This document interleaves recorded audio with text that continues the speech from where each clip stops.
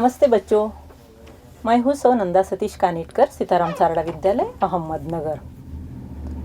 बच्चों कैसे हैं आप? अच्छे हो ना? अच्छे रहो, पढ़ते रहो, अपनी पढ़ाई जारी रखो।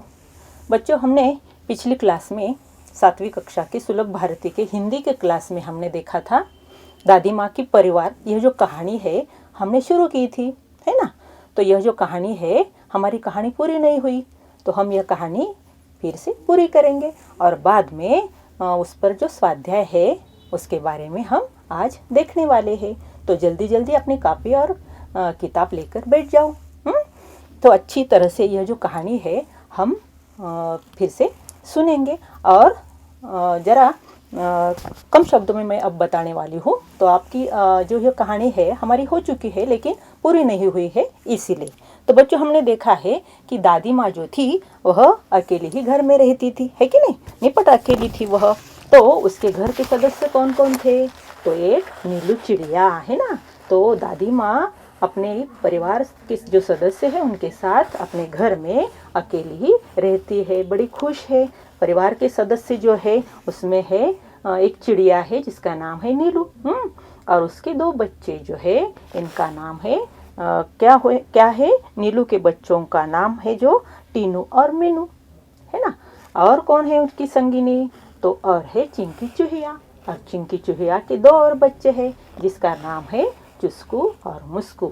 इन सारे सदस्यों के साथ दादी माँ अपने घर में बड़ी ही मज़े से रहती है। सुबह सुबह उठती है, आंगन बुहारती है, सजाती है, संवारती है। यह जो सारे पक्षीगण हैं उनके साथ दादी माँ अपना वक्त जो है बहुत ही अच्छी तरह से बिताती है।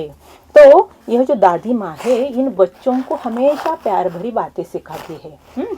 बहुत अच्छी तरह से उन्हें समझाती है। जब वह रोते हैं तो उन्हें समझाती है बड़े लाड प्यार से।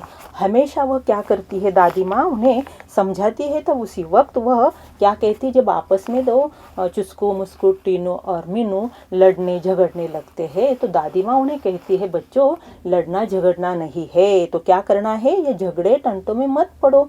तुम क्या करो, सब एकता का ध्यान धरो, एकता से रहो, एकजुट से रहो, तो ही खुशहाली प्राप्त कर सकते हैं। तो दादी माँ ने उन्हें एक सीख दी थी, बताई थी, एकता है जहाँ खुशहाली है वहाँ। इसी तरह बच्चों के और सारे सदस्यों के जो दिन थे बड़े ही मज़े से कट रहे थे। एक दिन क्या हो जाता है, नीलू अपने बच्चों को लेकर यानी टीनू और मीनू को लेकर घास खाने के लिए यानी दाना चुगने के लिए वह लेकर जाती है। तो उसी समय क्या होता है, उसके साथ है मुनमुन भी है और भी चिड़िया है। तो उनके साथ वह दाना चुगने के लिए खलिहान में चले जाते हैं। तो उसी समय वहाँ क्या हो जाता है, एक जो बहेलिया होता है ना, बहेलिया यानी कौन? तो शिकारी। हमने देखा है बहेलिया का मतलब क्या होता है, शिकारी। तो जब वह मुनमुन अपने घर जाने को निकलती है, टाटा बाय बाय करके सबको कहती है चलो मैं जाती हूँ, घर पे कोई नहीं है, सास आने वाली है, ये बातें बताती है। तो जब वह उड़ने लगती है तो उसकी समझ में क्या आ जाता है कि अरे मैं तो यहाँ तो फंस गई हूँ। तो यह बात कहते कहते सभी चिड़ियागण जो है या चिड़िया जो है सभी जान जाते हैं कि हम सभी जन यहाँ उलझ गए हैं, संकट में पड़ गए हैं। सब चिंतित है, सब सोच विचार करने लगते हैं। तो सोच विचार करते करते टीनू मीनू जो है बड़े ही होशियार है। तो मुनमुन जो थी, मुनमुन कहती है हम तो यहाँ एकता से इकट्ठे रहे हैं लेकिन कुछ भी नहीं कर पा रहे हैं। तब उसी समय टीनू क्या बोलती है कि बस इतने में डर गई, हमें एकता के साथ यानी जरूर हम एकता दिखाएंगे तो जरूर यहाँ से निकल पड़ेंगे, इस जाल से हम छूट जाएंगे। तो उसके अक्ल का पता खुलता है, यानी उसे एक तरकीब सूझती है। किसको? टीनू को। टीनू क्या तरकीब बताती है, तो वह कहती है कि मीनू कहेगी 1 2 3 4, तो उसी समय क्या करना है, हम सभी को एक साथ उड़ने के लिए तैयार रहना है, हमें एक दिशा में प्रयत्न करने हैं। देखो बच्चों, दादी माँ ने बहुत ही अच्छी सीख उन्हें दी थी बचपन में। जो भी बताया था वह उनके भले के लिए बताया था, है कि नहीं? तो वह कहती है कि मीनू कहेगी 1 2 3 4, तभी सब हम जो है हमें उड़ने के लिए तैयार रहना है ना? एक साथ उड़ेंगे हम और एक ही दिशा में चलेंगे। तो हम अगर यह होशियारी से प्रयास करेंगे ना तो हम सब यहाँ से निकल पड़ेंगे। तो उसी समय उड़ने को तैयार हो जाते हैं सभी। तो मीनू बोलती है 1 2 3 4, तो उड़ चले सब पंख पसार। सभी जो पक्षीगण है जाल सहित उड़ लिए है। जब वो उड़ते हैं जाल को लेकर तो उसी समय बहेलिया जो है ना, तो बहेलिया ठग सा रह जाता है, आश्चर्यचकित रह जाता है। अरे मैंने तो जाल बिछाया, लेकिन इन पंछियों ने, इन पक्षीगणों ने क्या किया है, जाल के साथ सब उड़ गए हैं, है ना। तो वह कुछ कर नहीं सकता बेचारा, एकता के आगे हार गया था वह। चिड़िया चिड़े तनिक नहीं संकोचे, सीधे वह उड़कर चले गए। कहाँ चले गए, तो दादी माँ के घर के आंगन में। वहां जाकर दादी माँ तो अपने आंगन में बैठी थी, बड़ी ही चिंतित थी। तो चिंता किस बात की थी, क्योंकि बड़ी देर हो गई थी। जो नीलू अपने बच्चों को साथ लेकर चली गई थी, टीनू मीनू को साथ लेकर गई थी, तो उसे चिंता लग रही थी कि अभी तक क्यों नहीं आए। तो उसी समय जब दादी चिंतित थी, वो आंगन में बैठी थी, उसी समय क्या हो जाता है, बहुत ही पंछियों का कलरव यानी मधुर आवाज, चू चू चू चू आवाज सुनाई देती है। तो शीघ्रता से आनन फानन में, यानी क्या, आनन फानन का मतलब होता है शीघ्रता से। तो क्या हो जाता है, दादी माँ इधर उधर देखती, अरे कैसे आवाज आ रही है, यहाँ तो टीनू मीनू नहीं है, अपनी नीलू भी नहीं है, लेकिन पक्षियों की तो आवाज आ रही है। वह देखने लगती है तो क्या दिखाई देता है वहाँ, कि सभी पक्षीगण जाल सहित वही आंगन में आ बैठे हैं, जैसे कि मानो वे गहरे मित्र बने हैं, क्योंकि उन्होंने एकता के साथ जाल उठाया था, है ना। तो जाल उठाने के बाद उन्होंने जो एकता दिखाई थी, इसी के कारण ही वह आज आंगन में सभी इकट्ठे दिख रहे थे, है ना। तो दादी माँ ने गर्दन ऊंची करके देखा, अरे सभी जन आ गए हैं। खटिया पर बैठी थी दादी माँ, और वो दादी माँ देखकर बोलती है, बहुत देर से आई हो नीलू, आज बहुत ज़्यादा देर हो गई है तुम्हें, क्या हो गया है, सब खैरियत तो है, ठीक ठाक तो है।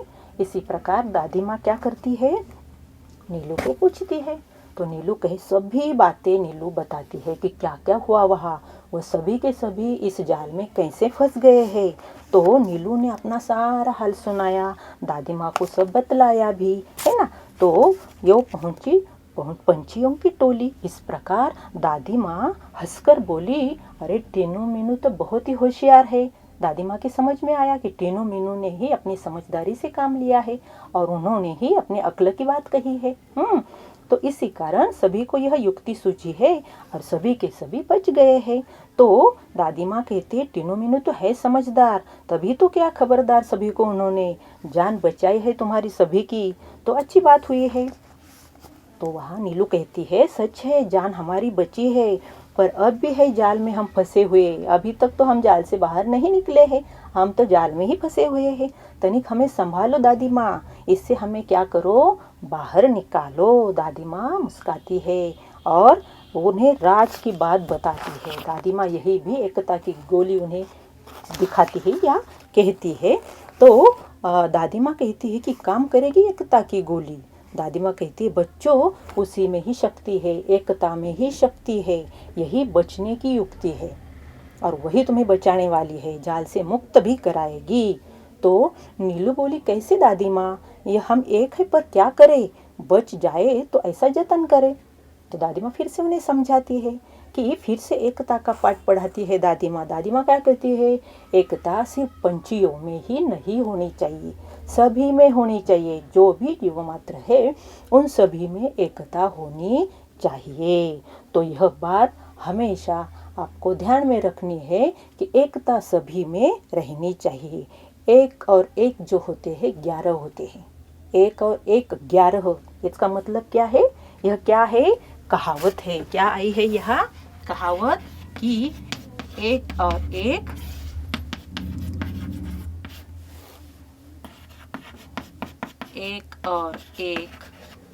11। इसका मतलब क्या है, यह जो कहावत है, इस कहावत का मतलब है एकता में ही बल होता है। जब एकता हम दिखाएंगे, एक ही दिशा में प्रयास करेंगे, तो हम खुशहाली से रह सकते हैं। यह बात हमेशा सदैव ध्यान में रखना है। इस प्रकार दादी माँ ने फिर से उन्हें सिखाया।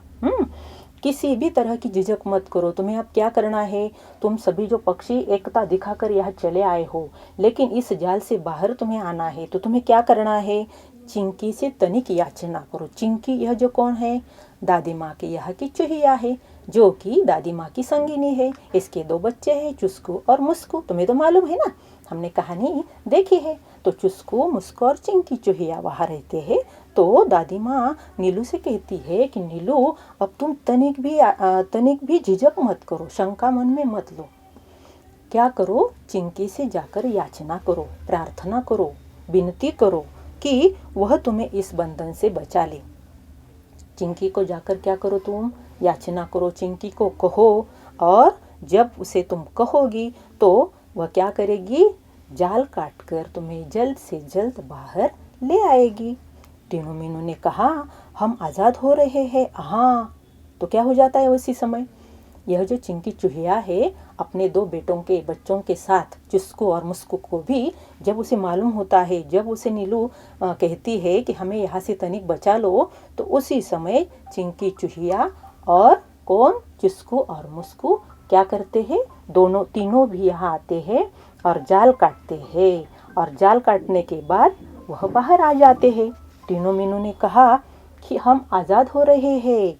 टीनू मीनू देख रहे हैं कि अरे, यह जाल चुस्कू और मुस्कू और कौन, नीलू क्या कर रही है, काट रहे हैं। नीलू कहती है कि यह जो जाल जो है चुस्कू मुस्कू और चिंकी चूहिया काट रहे हैं, तो हम अब आज़ाद हो रहे हैं। हाँ मौसी, चुस्कू मुस्कू को भी बुलाओ। तो चुस्कू मुस्कू को भी बुला लाते हैं। जाल जो है अपने पहिने दांतों से वह काट डालते हैं, है ना। सब मिलकर हमें बचाओ। सभी के सभी उस चिंकी चूहिया को जब याचना करते हैं, यानी नीलू कहती है, तो चिंकी चूहिया को आना ही पड़ता है। चुस्कू मुस्कू को लेकर आती है, पहिने दांतों से वह जाल काट देते हैं।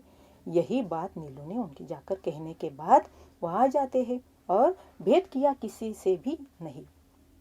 यानी उन्होंने तीनों ने भी बड़े ही परिश्रम से वह जाल काट डाला। बात चिंकी के मन को भाई, दौड़ भाग कर झटपटाकर उन्होंने यह जाल काट डाला। और दादी यूँ बोली, मिलकर हम जोली एक रहोगे तुम सब, हार नहीं मिलेगी तब। उसी समय भी दादी माँ उन्हें एकता का पाठ पढ़ाती है कि जब सब के सब मिलकर रहोगे, हम जोली यानी साथी, जो साथ ही साथ अच्छी तरह से रहोगे तो क्या हो जाएगा, हार कभी नहीं मिलने वाली। चिंकी गई जाल के पास, जिसको मुस्को भी गए वहाँ, और पहिने दांतों से उन्हें जाल भी काट डाला और आज़ाद हो गए सभी के सभी। सभी को बहुत ही आनंद मिलने लगा। चिड़े चिड़िया चिंचिया रहे, चीचू चू इस प्रकार की आवाज़ निकालने लगे। चिड़े चिड़िया दादी माँ से बतिया रहे, बतियाना यानी क्या, तो बातें करना है ना। टीनू मीनू चुस्कू मुस्कू खेलने लगे। सभी के सभी अब आज़ाद हो गए थे और सभी टीनू मीनू चुस्कू मुस्कू के साथ खेलने लगे थे। सब थे प्रेम स्नेह में पगे। सभी के सभी प्यार से बड़े एक साथ रहने लगे, खेलने लगे। दादी माँ की सीख क्या हो गई, अब रंग लाई। दादी माँ ने कौन सी सीख दी थी कि तनिक एकता के साथ रहो, टंटे झगड़े मत करो, है ना। जब हम एकता से रहेंगे तो खुशहाली रहेंगे सभी के सभी। तो दादी माँ की सीख भी रंग लाई, यानी दादी माँ ने जो उन्हें पढ़ाया था, सिखाया था, वही बात उन्होंने ध्यान में रखी थी, है कि नहीं। सबने एकता की दुहाई दी। सभी एकता के साथ आनंद से खेलने लगे। सबका एक साथ मुंह खुला और मुंह से क्या निकला कि अंत भला तो सब भला। सभी ने एक साथ कहा कि अंत भला तो सब भला, यानी परिणाम अच्छा हो तो सब अच्छा हो जाता है। यही सीख जो है दादी माँ ने इस कहानी से सभी घर वालों को दे दी है कि अगर साथ जो है अंत में अंत भला, यानी आखिर जो समय है, यहाँ सभी के सब आनंदित हो गए ना, सभी के सब जाल से छूट गए हैं। तो यहाँ सभी के मुंह से निकल पड़ता है अंत भला, यानी परिणाम अच्छा तो सब कुछ अच्छा हो जाता है। बच्चों, हमारे घर में भी हमारी जो दादी माँ है ना, या बड़े बुजुर्ग लोग होंगे, हमें अच्छी तरह से बातें बताते हैं, है ना, अच्छी तरह से समझाते हैं, लेकिन कभी कभी हम समझ ही नहीं पाते, हमें वह अच्छा नहीं लगता। लेकिन हमें एक बात ध्यान में रखनी है बच्चों, कि घर वाले जो होते हैं हमारे भलाई के लिए ही सब कुछ बताते हैं। तो उनकी बात का हमें ध्यान से बात को सुनना है, अच्छी तरह से समझना है और वह जो कहते हैं उनके साथ उसी प्रकार जो भी बताते हैं अच्छी अच्छी बातें उन्हें हमें ध्यान में रखनी है। आया समझ में? कहानी समझ में आई बच्चों? तो अब हम इस कहानी के जो हमें आखिर में दादी माँ ने ये जो संदेश दिया है वो कौन सा संदेश दिया है? तो अंत भला तो सब भला, यह संदेश दिया है। एकता के साथ अगर हम रहोगे तो खुशहाली से रहने वाले हैं। इस पर और भी कई प्रश्न है बच्चों जो कि तुम्हें अपने कॉपी में भी लिखने हैं। तुमने कभी ये कहानी सुनी है या पढ़ी भी है? घर में जब हमें किताबें मिल गई है तो हमें कहानी पढ़नी है ना, कविता गानी है। तो यह जो कहानी हमने देखी थी उस पर मैं जो कुछ भी प्रश्न पूछूंगी आप देने के लिए तैयार हो जाओ। मुझे मालूम है आपको यह कहानी बहुत ही अच्छी लगी है और आपको इसके जवाब जो है वो आते ही होंगे, है कि नहीं? तो यहाँ पहला प्रश्न मैं पूछूंगी कि चिड़िया कहाँ रहती थी? मालूम है चिड़िया कहाँ रहती थी? तो दादी माँ के आंगन में एक जो बरगद का पेड़ था उसी पेड़ पर यह चिड़िया रहती थी, है कि नहीं? तो बहेलिया जो है, बहेलिया कब ठगा सा रह गया? बहेलिया का मतलब क्या होता है? मैंने तो बताया है। बहेलिया का मतलब क्या बताया मैंने? शिकारी। बहेलिया यानी कौन? शिकारी। कब ठग सा रह गया वो? तो जब जाल सहित सभी पंछी उड़ गए तो उसने हार मान ली और वह ठग सा रह गया, आश्चर्यचकित रह गया। ठग सा रहना यानी क्या? यह मुहावरा आया है, मालूम है? ठग सा रह जाना यानी चकित रह जाना, है ना? तो दादी माँ सुबह सुबह उठकर क्या करती थी? दादी माँ सुबह सुबह उठकर क्या करती थी हमने देखा है ना। दादी माँ सुबह उठती थी, घर आंगन साफ करती थी और सजाती थी, संवारती थी, है कि नहीं? तो दादी माँ बड़े ही आनंद के साथ, खुशी के साथ, परिवारजनों के साथ बातें करती थी। रात होती तो सो जाती। इसी प्रकार दादी माँ के दिन जो है बहुत ही मज़े से गुजर रहे थे, है कि नहीं? तो दादी माँ सुबह उठकर आंगन बुहारती, संवारती थी। चुस्को मुस्को ने किससे जाल काटा? चुस्को मुस्को ने क्या किया? अपने पैने दांतों से जाल काटा। पैना दांत, पैने यानी कैसे? अनकुचीदार, है ना? मराठी में क्या कहते हैं? अनकुचीदार, यानी अपने जो पैने दांत थे चुस्को और मुस्को ने यह जो जाल है उसी की सहायता से काटा है। और एक प्रश्न है यहाँ कि घटना के अनुसार क्रम लगाकर लिखो। यह तो आपको जब आप कहानी पढ़ोगे, कहानी जब देखोगे तो आपकी समझ में आ जाएगा कि पहली घटना कौन सी हो चुकी है। तो पहली जो है 4 यहाँ क ख ग घ यहाँ दिए है, तो घटना के अनुसार क्रम लगाने को कहा गया है। देखो, है ना? इस गृह कार्य में पहला जो है घर के आंगन में बरगद का पेड़ था। दूसरा जो है चिंकी ने भी 2 बेटों का उपहार दिया।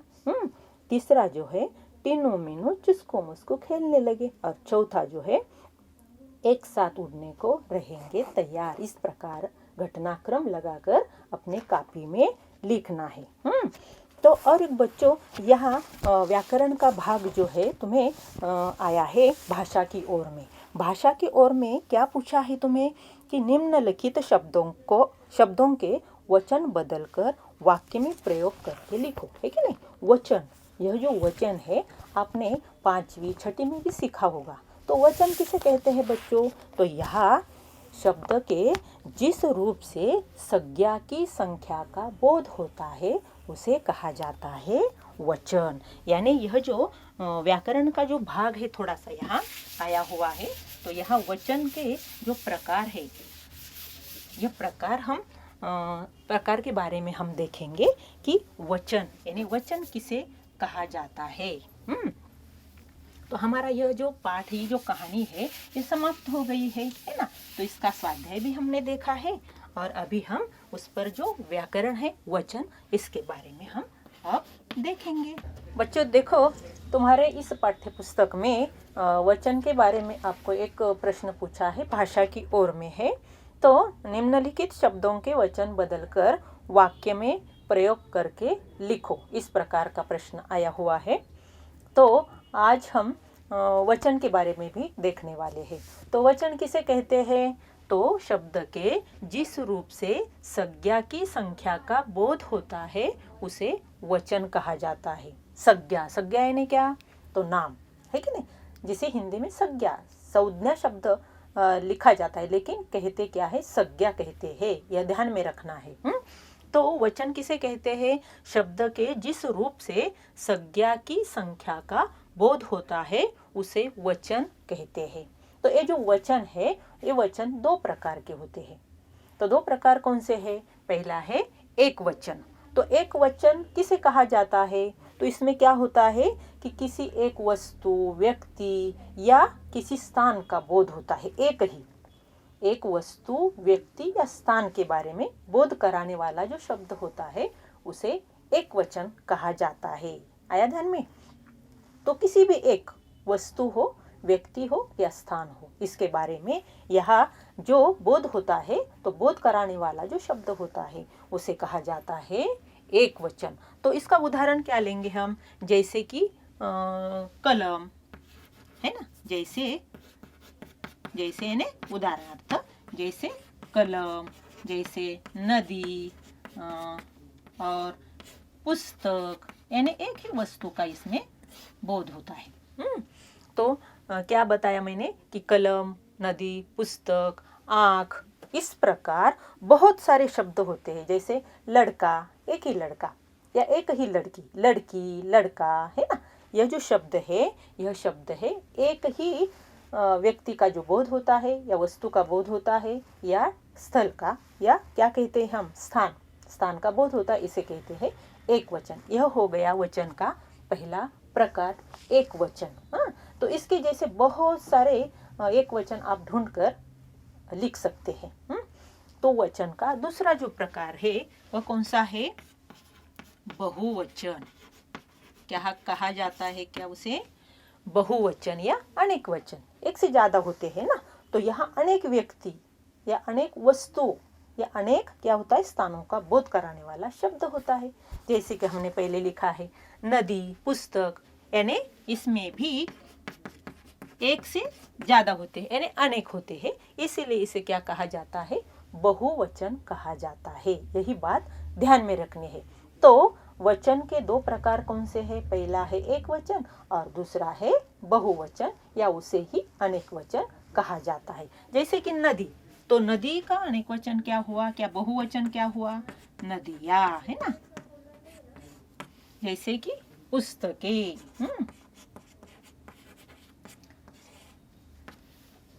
जैसे कि आंखें, जैसे कि कारखाने, और भी ज्यादा से ज्यादा बहुत सारे शब्द होते हैं। घटनाएं, जैसे कि बिल्लियाँ, जैसे मैंने पहले कहा था कि लड़का एक वचन है, तो इसका अनेक वचन क्या हुआ? बहुवचन क्या हुआ? लड़के, है ना। बिल्ली, बिल्लियाँ, लता, लताएं। तो बकरी, बकरियाँ, एक वचन में बकरी होगा, अनेक वचन में बकरियाँ होगा, या बहुवचन यानी ही अनेक वचन होता है। तो हमारे इस पाठ्य पुस्तक में पन्ना नंबर 8 पर एक प्रश्न दिया हुआ है कि निम्नलिखित शब्दों के वचन बदलकर वाक्य में प्रयोग करके लिखो। यानी कि जैसे हमने अभी देखा है एक वचन किसे कहा जाता है, इसके उदाहरण भी देखे हैं। बहुवचन किसे कहा जाता है, इसके भी उदाहरण देखे हैं। इसके जैसे बहुत सारे उदाहरण हम लिख सकते हैं। जैसे कि तुम्हारे पाठ्य पुस्तक में ही दिए गए हैं, एक आकृतियाँ दी गई है वहाँ, और बताया है, पूछा है वहाँ कि एक वचन होगा तो बहुवचन करना है और उसका वाक्य में प्रयोग भी करने को कहा है। जैसे कि पहला शब्द उन्होंने दिया है कि थैलिया, थैलिया यह हुआ बहुवचन, इसका एक वचन है थैली, तो थैली इस शब्द का वाक्य में प्रयोग करने को कहा है। तो उन्होंने करके बताया है कि पॉलीथीन की थैली का प्रयोग नहीं करना चाहिए। हमें मालूम है ना, पॉलीथीन का हम प्रयोग ज़्यादा नहीं करेंगे या नहीं करना चाहिए। तो इस थैली, यह शब्द जो है, यह जो एक वचन है, इसका प्रयोग वाक्य में करके दिखाया है कि पॉलीथीन की थैली का प्रयोग नहीं करना चाहिए। इसी प्रकार आगे के शब्द दिए हुए हैं, तो उनके वचन बदलना है हमें। जैसे कि पंखा, तो पंखा एक वचन हुआ, तो इसका बहुवचन क्या हुआ? पंखे, है ना। तो पंखे का हमें वाक्य में प्रयोग करना है। जैसे कि दोनों पंखे खराब हो गए, यानी हमने वचन बदला, पहला एक वचन था तो हमने बहुवचन किया, और यह लिखकर इसका वाक्य में भी प्रयोग किया, क्या? कि दोनों पंखे खराब हो गए। तुम भी कर सकते हो, अपने ही वाक्य में प्रयोग करना है कि मेरे पास 4 पंखे हैं, है कि नहीं। इसी प्रकार हम अलग अलग प्रकार के वाक्य बना सकते हैं। तीसरा जो शब्द है तो तीसरा है दीवार। दीवार यह एक वचन हुआ। बहुवचन क्या होता है इसका? दीवारें। दीवार का दीवारें। तो यहाँ वाक्य में प्रयोग कैसे करेंगे हम कि पुताई के बाद घर की दीवारें चमक उठी, है कि नहीं। दीवारें इसी शब्द का यानी बहुवचन का प्रयोग हमने इसमें इस वाक्य में किया है। अगला जो शब्द है वह है राजा। राजा एक वचन में भी राजा ही कहा जाता है और बहुवचन होगा तो भी राजा ही कहा जाता है। यानी यह भी ध्यान में रखने है बात कि कई शब्द ऐसे होते हैं कि एक वचन में जो शब्द है वही शब्द बहुवचन में वही की वही रह जाता है। तो ऐसे भी कोई शब्द है तो इस शब्द का राजा इस शब्द का हमें वाक्य में प्रयोग करना है। तो क्या करेंगे आप ही बता सकते हैं। आप ही अलग अलग प्रकार के वाक्य बना सकते हैं कि जैसे दशरथ एक प्रतापी राजा थे या अशोक एक प्रतापी राजा थे। इसी प्रकार हम वाक्य में प्रयोग कर सकते हैं इन शब्दों का। आगे और भी शब्द दिए गए हैं वस्तुएं। वस्तुएं बहुवचन है, इसका हमें वचन बदलना है यानी परिवर्तन करना है। तो वस्तुएं का वचन परिवर्तन क्या होगा? वस्तु, है कि नहीं। तो इसका भी हमें वाक्य में प्रयोग करना है कि किसी प्राणी और वस्तु के नाम को क्या करते हैं? संज्ञा कहते हैं, है ना। यानी यहाँ भी हम वस्तु का उपयोग, वस्तु इस शब्द का प्रयोग हमने वाक्य में किया है। अगला जो शब्द है यह है भेड़िया। भेड़िया यह जो है शब्द यह एक वचनी शब्द है, इसका बहुवचन हमें करना है भेड़िए। तो भेड़िए भेड़िए यह जो शब्द है बहुवचन, इसका वाक्य हम क्या बनाएंगे कि सभी भेड़िए आग से डरकर शिकार छोड़कर भाग गए। आप अपनी भाषा में अपने शब्दों में इसका प्रयोग घर पे करना है और कॉपी में हमें यह लिखना है कि नहीं। अगला शब्द क्या बताया गया है यहाँ? तो बहु। बहु यह जो शब्द है एक वचनी शब्द है, इसका वचन बदलना है हमें, तो बहुवचन करना है। तो क्या होगा इसका बहुवचन? बहुएं। तो बहुएं का हमें वाक्य में प्रयोग करना है तो हम अपनी भाषा में सीधे साधे वाक्यों में इसका प्रयोग कर सकते हैं। मैं एक बताऊंगी कि दोनों बहुएं दिन रात बहुत ही अच्छा काम कर रही थी। एक से ज्यादा है, अनेक आ गया तो बहुवचन, है कि नहीं। तो तीनों बहुएं या दोनों बहुएं दिन रात क्या करती है? बीमार की सेवा करती है या बीमारी सास की सेवा करती है कि नहीं। तो अगला जो शब्द है रोटी। तो रोटी यह जो शब्द है यह एक वचनी शब्द है, इसका वचन परिवर्तन हमें करना है तो क्या होगा? रोटियां। तो रोटियां जब हम बहुवचन करेंगे तो इसका उपयोग भी हमें वाक्य में करना है। तो डिब्बे में रखी सारी रोटियां कुत्ता ले गया या बंदर ले गया। इसी प्रकार हमें वचन परिवर्तन करके शब्दों के वचन बदलकर इनका हमें वाक्य में भी प्रयोग करना है। यही बात हमें ध्यान में रखनी है। तो आज हम वचन जो है तुम्हारे इस पन्ना नंबर 8 पर जो तुम्हें गृह कार्य दिया है भाषा की ओर, यह जो यहाँ का इसमें जो व्याकरण है वह भी आपको कॉपी में लिखना है। अच्छी तरह से समझना है कि वचन किसे कहते हैं, वचन के दो प्रकार कौन से हैं, एक वचन किसे कहते हैं, एक वचन में क्या क्या आता है। एक ही वस्तु, एक ही व्यक्ति या एक ही स्थान का बोध जो करता है वही शब्द एक वचन कहलाता है। बहुवचन किसे कहते हैं? अनेक व्यक्तियों स्थानों के बारे में या व्यक्तियों के बारे में यह बोध कराने वाला शब्द होता है, इसे कहते हैं बहुवचन। तो आया समझ में? वचन के बारे में आपको कौन सा भी प्रश्न पूछा जाए या वचन परिवर्तन कहने को कहे तो आपको जरूर ही आएगा।